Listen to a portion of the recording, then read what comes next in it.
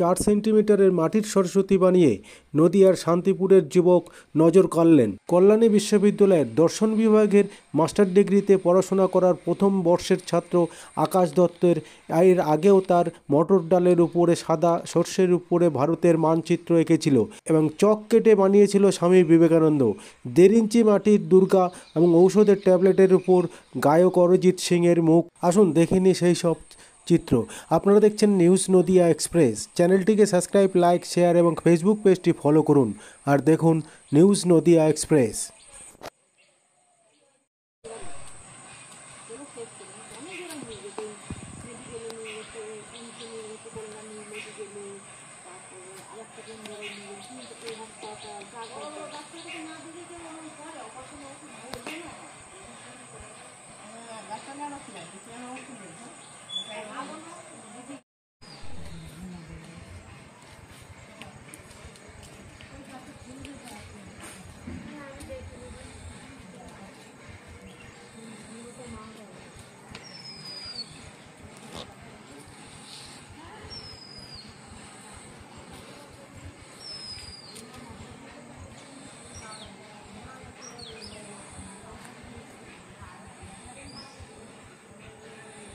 একদম ছোট্ট একটা সরস্বতী বানিয়েছো তুমি, কতটুকু মাপ আর কদিন সময় লাগলো?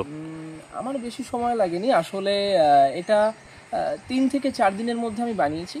কাজের সূত্রে সময় পাইনি আর কি। এটা 4 সেন্টিমিটার মাপ আছে। আচ্ছা, পেশায় তুমি কি করো? আর পেশা বলতে আমি এখনো ছাত্র। আমার হচ্ছে কল্যাণী ইউনিভার্সিটিতে আমি দর্শন বিভাগের ছাত্র, MA পড়ছি, ফার্স্ট ইয়ার। আর এমনি উপার্জনের কাজকর্ম কিছু করো? উপার্জনের কাজকর্ম বলতে বাবাকে সাপোর্ট করি এবং আলাদা করে কিছুই করি না। বাবার সাথে। বাবার কিসের?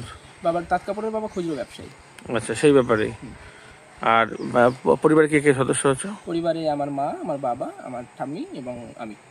আচ্ছা, তো সেক্ষেত্রে এই বানিয়েছো যে এটাই কি প্রথম, না এর আগে অনেক বানিয়েছো? না, এর আগে আমি মটর ডাল, মুসুরির ডালের উপর ভারতবর্ষের ম্যাপ, তারপরে আপনার সাদা সর্ষের উপর ভারতবর্ষের ম্যাপ, তারপরে 1.5 ইঞ্চির মাটির দুর্গা এবং চক কেটে স্বামী বিবেকানন্দের মূর্তি এবং আপনার হচ্ছে ট্যাবলেটের ওপর অরিজিৎ সিং এর ছবি, এরকম এই সমস্ত জিনিস।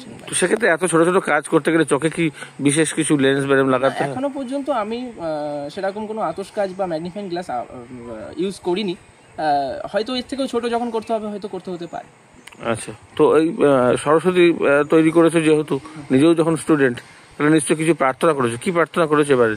হ্যাঁ, দেখুন, বিষয়টা হচ্ছে আমি এর আগে অনেক কিছু করেছি, কিন্তু আমার ইচ্ছা ছিল যে এটা ইন্ডিয়া বুক অফ রেকর্ড বা অন্য বা কোনো রেকর্ড বুকে নাম নথিভুক্ত করার। কিন্তু যখন আমি যোগাযোগ করি তাদের সঙ্গে বা এরকম অনেক যারা আছে তাদের সাথে যোগাযোগ করি, তো তারা আমার যে স্বীকৃতি মেডেল বা সার্টিফিকেট দেওয়ার জন্য একটা কিছু পে করতে হতো ওনাদের, মানে ওনারা বলছেন যে ওনাদেরকে কিছু পে করতে হবে। তো আমার মনে হয় যে ঈশ্বরের কাছে একটাই প্রার্থনা, মা সরস্বতীর কাছে একটাই প্রার্থনা, যারা আমাদের মতো এরকম ছোট ছোট শিল্প নৈপুণ্যতাকে ফুটিয়ে তুলছেন, তাদের স্বীকৃতিটা যেন ওই টাকা দিয়ে বা অর্থের বিনিময়ে বিচার না করা হয়। তাদের যে সমস্ত শিল্পকর্মকে যেন সঠিকভাবে বিনা অর্থে তারা যেন এগিয়ে যেতে পারে এবং তারা যেন আরও সুন্দর সুন্দর শিল্পকর্মকে প্রতিষ্ঠিত করতে পারে।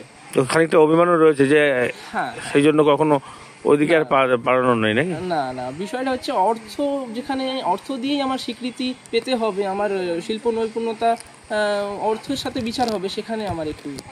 ঠিক আছে, সেটা তো বুঝলাম। এই যে ছোট ছোট কাজ যেগুলো করেছো, সেগুলো সাধারণ মানুষ কিরকম আগ্রহী, বা সেগুলো কি কোনো অর্থ উপার্জনের জন্য? কারণ শিল্পীদের ক্ষেত্রে তো অর্থ দরকার হয়। একদমই তাই, কিন্তু আমি যেটুকুনি করি নিজের শখে করি এবং ভালোবাসাই করি, সবাই উৎসাহ দেয়, তাই জন্য বছরের পর বছর এভাবে করে আসছি আর কি। কি করেছো বললে? এখন মটর ডাল, মুসুরির ডালের উপর ভারতবর্ষের ম্যাপ, সাদা সর্ষের উপর ভারতবর্ষের ম্যাপ থেকে শুরু করে স্বামী বিবেকানন্দ চক খোদাই করে, ব্ল্যাকবোর্ডে যে চক হয়, তারপরে আপনার 1 ইঞ্চির মাটির দুর্গা মূর্তি আর অরিজিৎ সিং এর ছবি একটা ট্যাবলেটের উপর, এবং সর্বশেষ এখন যেটা বানিয়েছি সেটা হচ্ছে 4 সেন্টিমিটারের ফেব্রিক ও ক্লে দিয়ে তৈরি মা সরস্বতী মূর্তি।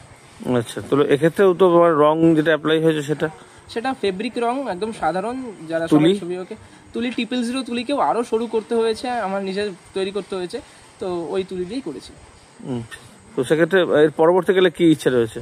পরবর্তীকালে এই বছরের পরে এখন যখন করেছি, অর্থের বিনিময়ে যদি না হয়, স্বীকৃতি পাওয়ার একটা ইচ্ছা আছে, একটা কোনো বুক অফ রেকর্ডে নাম নথিভুক্ত করার একটা ইচ্ছা আছে। আচ্ছা, আরেকটা বিষয় হচ্ছে যে এটা থেকে কি মনে হচ্ছে যে যদি করে এই পেশা অনেকেই তো করেন এরকম, তাদেরকে একত্রিত করে কোনো কাজের ব্যবস্থা এরকম কি মানে সম্ভব? হ্যাঁ, অবশ্যই। যারা এরকম পেশা বা এরকম কাজের মধ্যে দিয়ে নিজের শিল্প নৈপুণ্যতাকে ফুটিয়ে তুলেছেন, তাদের সবাই একজোট হয়ে আমরা যাতে আরও সুন্দর সুন্দর উপহার মানুষকে দিতে পারি এবং তারা যেন কাজের সুযোগ পায়, এই সমস্ত কি খুঁজে এই সমস্তকে পরিচালনা করে যাতে কাজের সুযোগ পায়, এটাই আমার প্রার্থনা।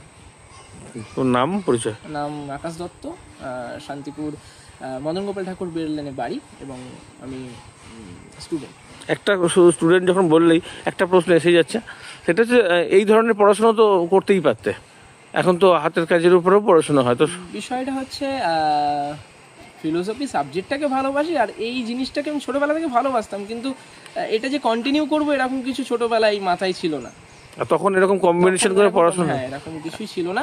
তো ফিলোসফি ভালোবাসি, তো এটাও ভালোবাসি, দুটোই ভালোবাসি। এটা নিয়েও কি মনে করছো আমাদের পড়াশোনা যদি সুযোগ টুযোগ মেলে তাহলে? হ্যাঁ, অবশ্যই অবশ্যই। পড়াশোনা যদি সুযোগ মেলে বা কোনো আর্ট কলেজে যদি কিছু হয় বা অবশ্যই আমি করতে রাজি আছি। কি নাম তোমার? আকাশ দত্ত।